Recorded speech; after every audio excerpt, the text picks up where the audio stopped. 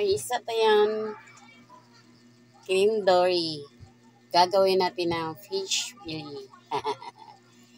Ganito lang tayo maghiwa, guys. Hatiin mo natin sa gitna.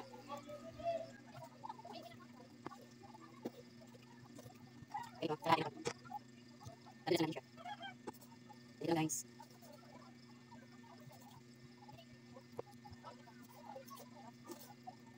Wala mo sa gitna. Wala na.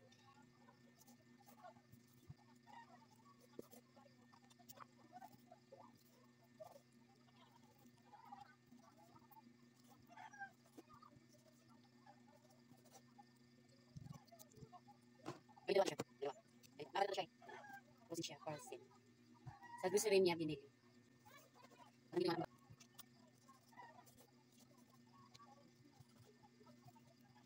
Tapos na tayo maghiwa, guys. Lagyan natin ng seasoning. Paminta.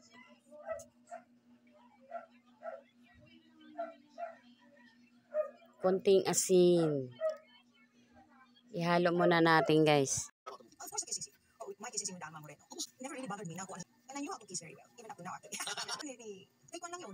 Iwa ta ng bell pepper, guys.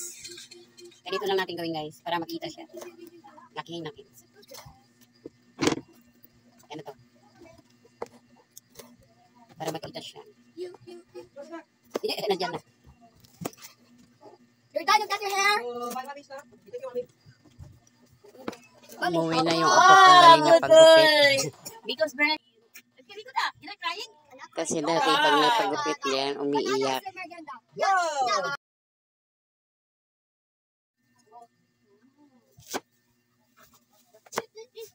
Very good na daw siya kasi malaki na daw siya.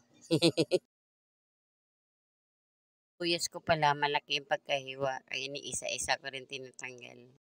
Nako, naghiwa, guys. Tabi muna natin. Lagyan na natin ng chicken breading pala ang nilalagay ko sa isda, guys. Kaya wala akong harina, chicken breading lang mayroon. Para di masayang lagay ko na rin. Pag direkta mo pala nilagay siya, nagbuo-buo siya.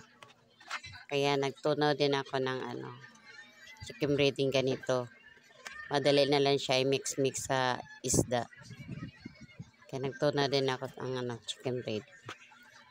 Pwede din harina para may steam siya ngayong alat. Kasi pag tinimplahan mo na ng isda saka chicken breading, medyo maalat-alat na siya. Ganda, harina na lang.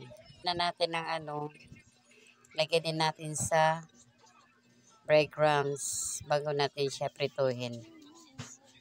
Ganito ginawa ko eh. Galing na may harina na, lagyan ko rin siya ng breadcrumbs.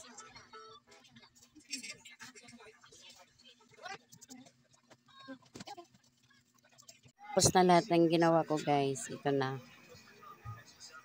Magluto tayo ng fish fillet. Fish fillet ang ating luluto. Ito ang ating ingredients. Sibuyas, bell pepper, cornstarch, tsaka yung cream dory. Ay, fish. Guys, ito guys, naubusan ako mga breadcrumbs kaya hanggang dalawang klase. Ito may breadcrumbs siya. Unahin natin ito.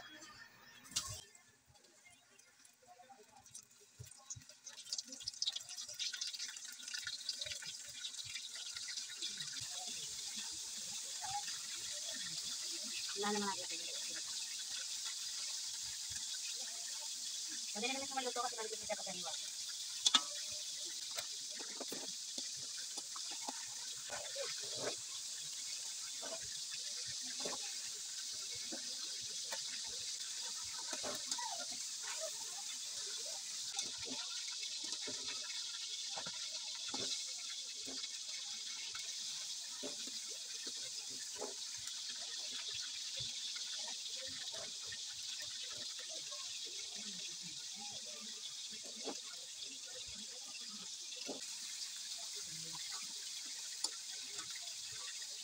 Na lahat guys, gusto na tayo ng bawang, sibuyas,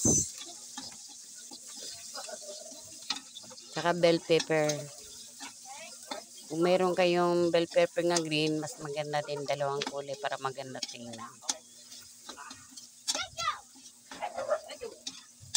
Hahuunin ko muna to pag naluto na siya. Para hindi naman siya ma-overcook.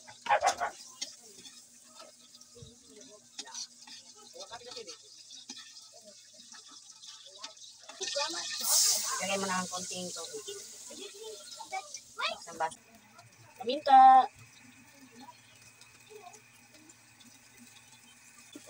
Soy sauce. Liquid seasoning. Konting seasoning. Sugar.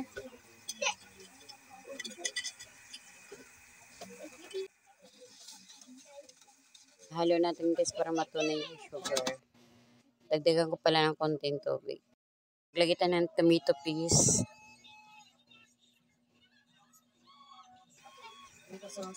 Tsaka tomato sauce.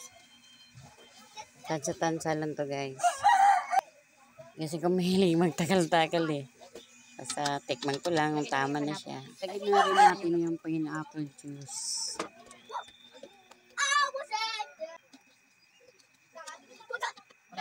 Maglagay tayo ng konting asin. Cornstarch hanggang konting lapot lang, mo masyadong malapot kasi mayari na yung isda. Pasensya na kayo sa boses ng apo ko kasi naglalaro siya ng lolo niya.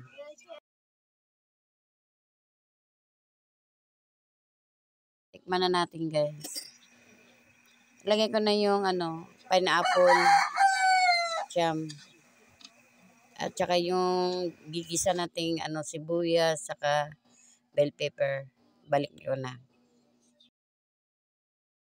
Tanggalan ko na ng soy sauce guys kasi medyo marami to. Kasi gusto nila minsan nilagay nila sa kanin. Yan, bawasan natin guys. Yung tama-tama na lang matira dun sa kawali. Ito na yung fish fillet guys. Gigiprito natin kanina. Di ko nala ubusin. And wag natin ihalo lahat guys. Kasi may iba. Yung iba kasi gusto nga walang sarsa. Yung prito lang. Kaya hinati ko. Ang ating fish fillet with soy sauce. Sweet and sour. Lagay ko na sa plato guys. Para kakain na.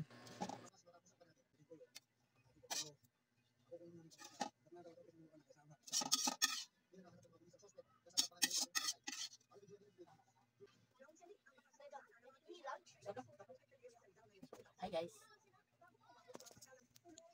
Okay guys, silip muna ako sa camera. Luto nating fish fillet with soy sauce, sweet and sour. Ready to eat. Kain na tayo sa ating fish fillet with soy sauce, sweet and sour. Kain na po tayo. Tikman na natin guys. Yummy guys, sa aking fish fillet with soy sauce. Thank you for watching. God bless everyone.